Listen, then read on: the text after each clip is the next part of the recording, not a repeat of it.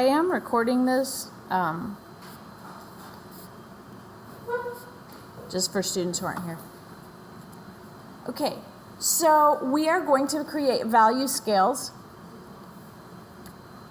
with pen and ink. And you can do this with pencil too, this sort of shading. Before we shaded all flat shading where we filled in this area. After you do this, I want you to label them shadow, midtones, and highlight.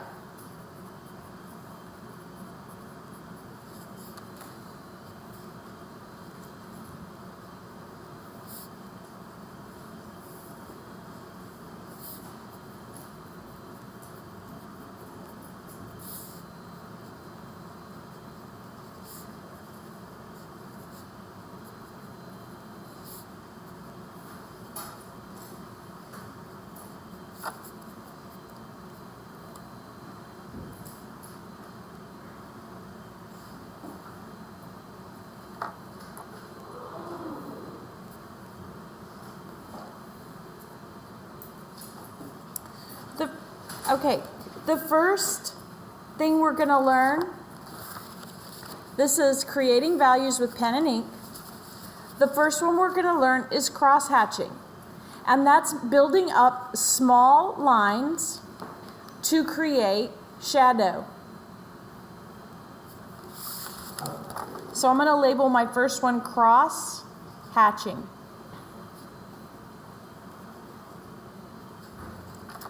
Now you guys, you can either do hatching or cross-hatching.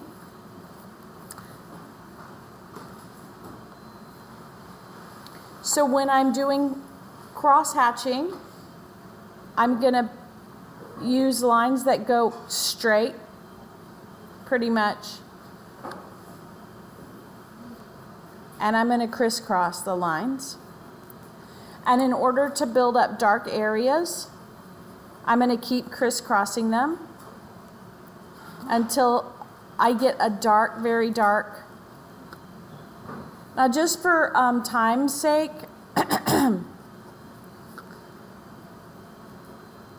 we can just do like half of it, okay?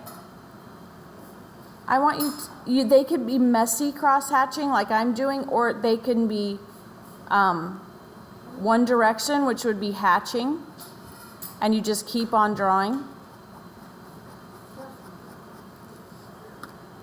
Or they can be very, very straight,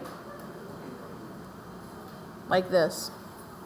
So in one you can see it's a little messier, and in one you can see it's a little bit neater. And that's both of that is called cross-hatching. And when we're doing the shadow, we're building up that cross-hatching to where it's pretty black.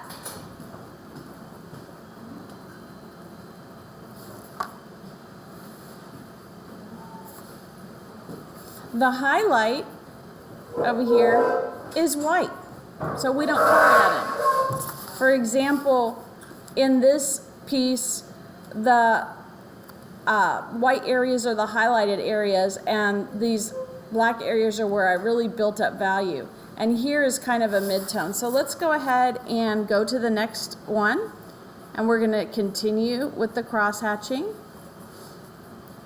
Cross-hatching can be curved. You can make the lines curved. But oftentimes you will see pen and ink cross-hatching with straight lines.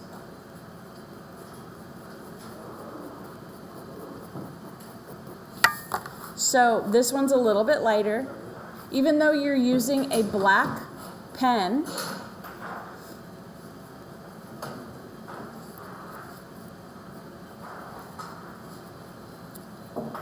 if you make the lines farther apart, it's going to appear lighter. Let's go to the third one. I'm going to make the lines a little less. I'm going to go up here in the corner. I'm going to go ahead and make some curved lines, imagining a curved surface. sure, you can do that.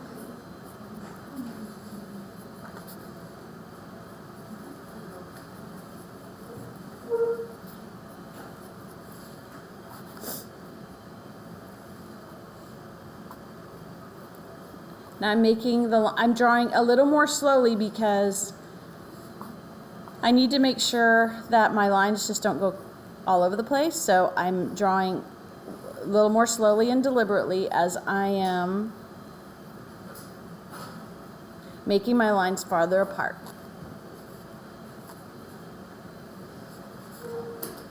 Now, in the lightest one before the highlight, I might draw broken lines.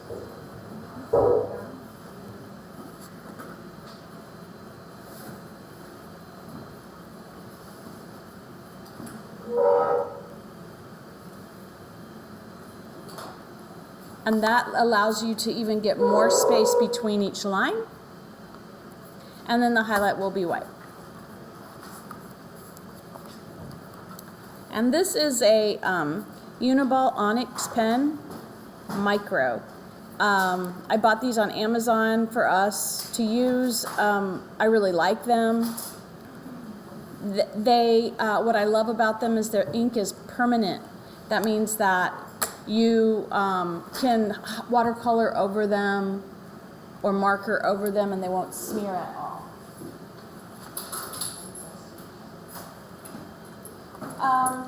This is a felt tip Sharpie. This is as you're shading. The felt tip has a softer tip and it's thicker. Be gentle with these. You don't want to smash on these because they will break, as you might know. The second one I'm going to show you is called stippling.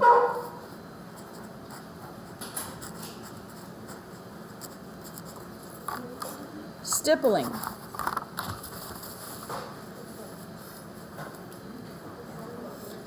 Stippling, you'll see that, well, cross-hatching, I use lines to build up shadow, and I really use a strong outline. Stippling, we do not outline very much at all. In fact, it looks real weird if you do, so don't. We use a dotted line to build up shadow and form. It can be tedious, but I find that it's very rewarding. I'm going to go ahead inside this, and I'm going to go ahead and make a circle. Just inside here, you know, big enough, and I just tap. It's easier to do stippling with the felt tip, in my opinion. The secret to doing stippling is holding your pencil or Sharpie, don't hold it tight, hold it really loose and gentle. Everything gentle, otherwise your hand will hurt.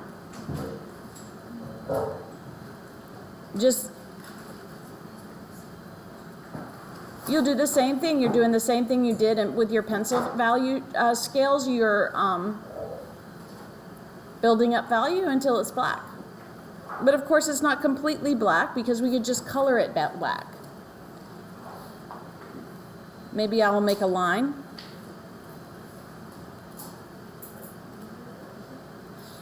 You may, like I said, you may think of this as tedious, but once you get into it, people love it.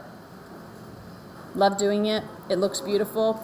You can get incredibly accurate drawings using the stippling effect. And again, the Sharpie is permanent. And so that means that, I'll do another circle in here. That means that if you want to add a little watercolor, which we will, a little colored pencil, a little marker, it's fine because it won't smear. If you don't use something permanent, it will smear. You don't want that. This one, simply farther apart. Here's my example. You can see that right here where there was a shadow, whoops. Oh, stop. Right here where there was a shadow, there was a lot of stippling marks close together, and then where there was a less, where there was like a light area, like this moon of the fingernail, the marks were farther apart. There, I don't want you to fill in the whole square. That's too much.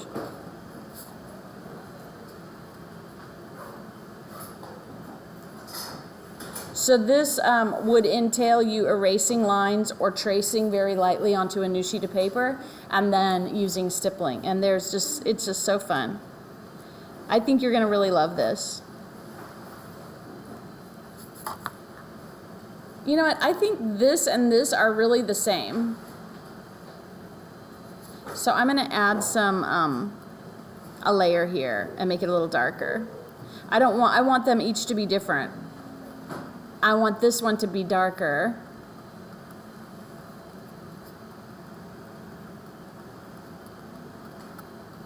Try to make each one different.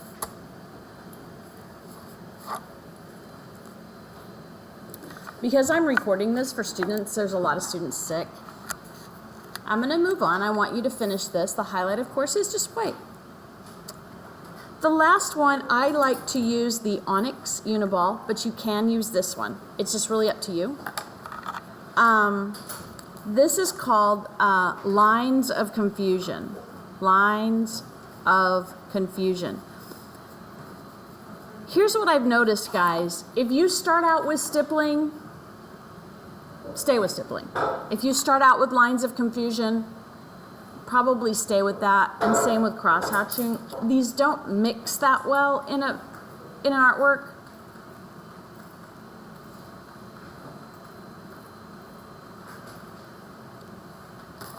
Lines of confusion are basically scribbles, but they're special scribbles, and I'm going to show you how to do it, okay? You can see with the lines of confusion, I also am really working with the outline. I eliminate the line outline and I use lines of confusion. And it's great if you have like a hairy something that you want to do, or a tree, or any kind of texture. We're going to do a circle in the lines of confusion too. Now I want to show you what I don't want you to do. Try not to go like this.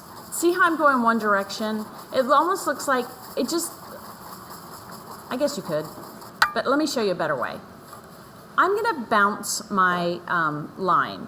So I'm gonna go one direction, and then I'm gonna go backwards. And I just feel like you have a lot more control over the direction of your line and the shape of your line. So I'm like going, and then I'm going, like back and forth and back and forth. And that just gives you a better, so I'm gonna do a little, maybe I'm going 3 times. If you do this, it's hard to fill in those gaps for some reason. I don't know why, but so let's go ahead and make it as dark as we can and make it get a black going. Really dark. But you still have that texture and that energy of those lines. And it's really, really pretty. Now, when you're using these pens, you guys, make sure they get back in those little containers. I think I'm gonna get little plastic containers. Don't mix them. I don't want any of the other classes to get them because this is all we have. If you feel like 2 look the same, shade one darker. You can't shade one lighter. Get this really dark. Arr. Again, you don't have to draw dark. I mean, you don't have to squeeze the pencil hard. That's our enemy.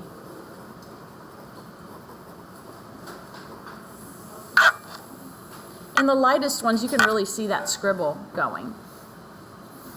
So don't do that. Do that. You didn't think I was going to show you the right way to scribble in this class, did you?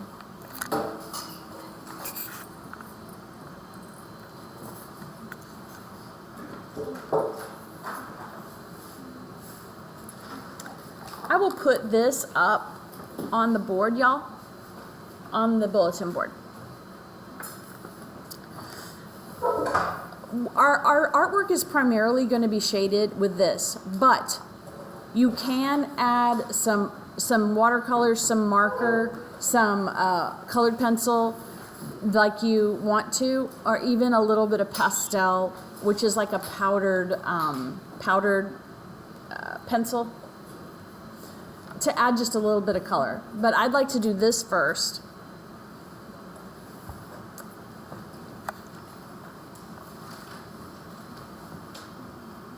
Now I know that we are, we've been 15 minutes here.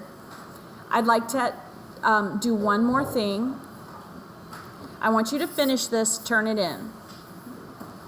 But I want to show you one more thing. And for that, I'm going to go back to your original tutorial on perspective with the boxes. So go back to that now.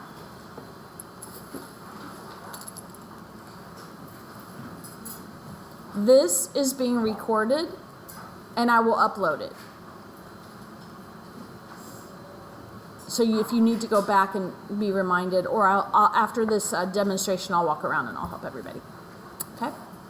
So right now, go back. Now, when we want to shade appropriately, so I want to, on the right-hand side of your boxes, go to your boxes. I want you to draw a little light bulb, okay?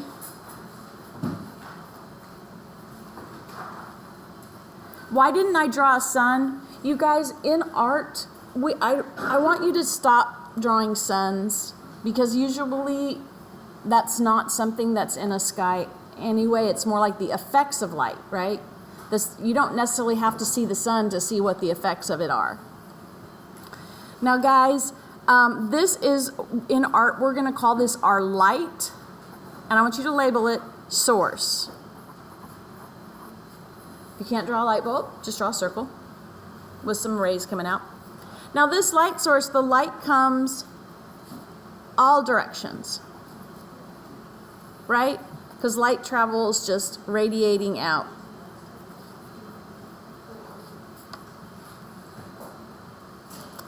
So when we're drawing this cube, this light source is going to hit it full on this top part, right? But this part is away from the sun. So this part will be shaded. I'm going to use cross hatching. Why did I make it so long? It's the sun can't shine around this side. It's shining this way, so this is hidden from the sun. So holding my pen really lightly and not tightly, I'm going to hatch and cross hatch. Let me make it a little darker.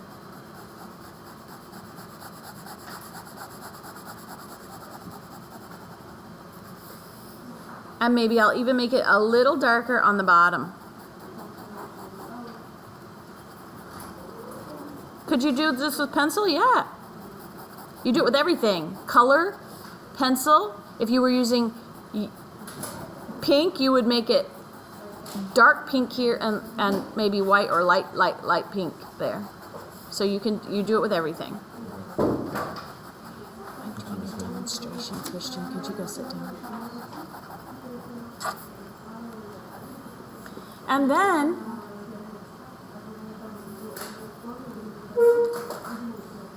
the light's going to hit every single part of this differently. So you can choose, maybe I'll make this one not especially dark.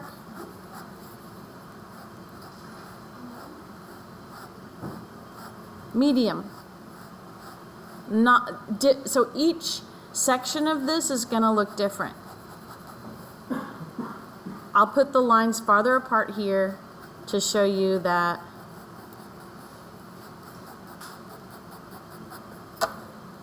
I think there needs to be more contrast. I'm going to make one more layer here.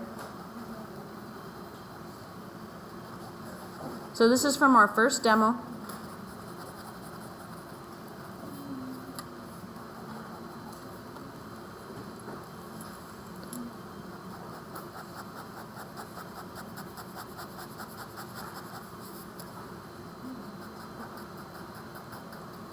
Maybe nearer to the ground, it's a little darker. Now, guys, where do you think the shadow would be? Underneath it. To the right or to the left? On side A or side B? B, right, because this is blocking that sunlight or the light source. So I'm going to go ahead and I'm going to draw a shadow here.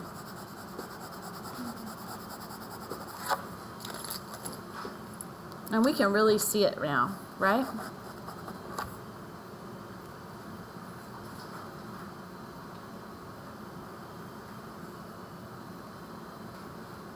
Now the light source is coming over here and it's hitting this, so this will be the highlighted side. So we may not color in that side, or we may color in that side real light. This is going to be the same as this because it's both facing the same way. And this will be darker. It's the underside and the light source isn't hitting it there. Just like every side of your shape, every time it turns, every time the shape rotates or has a different facet to it or a plane, you're going to draw a different value to it because the sunlight or the light source is going to be hitting it differently.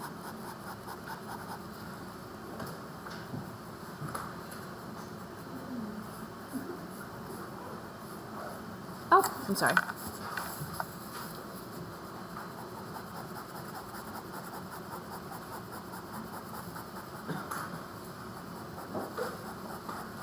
If it all looks the same, make sure it doesn't. I want to add some layers to make this look darker. If it looks the same as this, then I have not finished.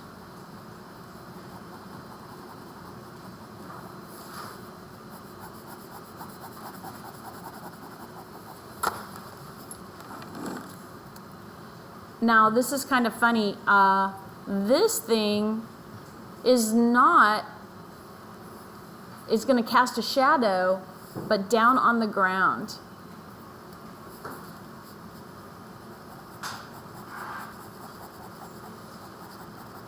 And right here is kind of the ground. Remember, this is our eye level. I'm going to kind of mimic the shape to make a shadow on the ground.